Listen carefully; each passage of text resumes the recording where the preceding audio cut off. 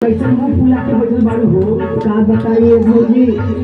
अगर पूछत हो तो बतावत है सुनना। बतावा। रात करे सोना नाना बहेला पवनवा।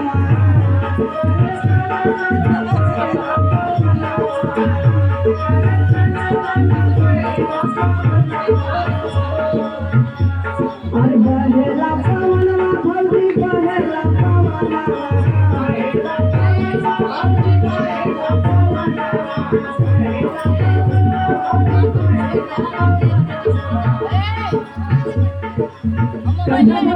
भैया से देता है गवाना कहिला भौजी।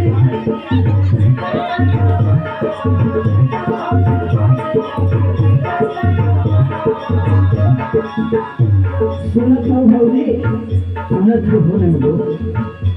अरे कहिला भौजी भैया से देता है गवाना भौजी देता है गवाना।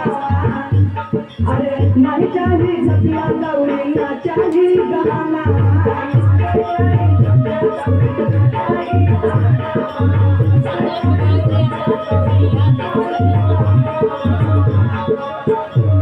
वो नहीं चाहिए सतिया दौड़ी ना चाहिए गवाना भौजी ना चाहिए गवाना।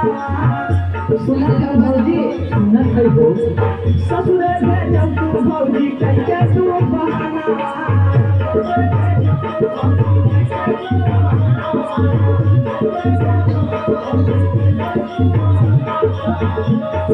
कैसे तू बहाना भौजी कैसे तू बहाना कैसे तू बहाना। ससुरे भेजब तू भौजी कैसे तू बहाना।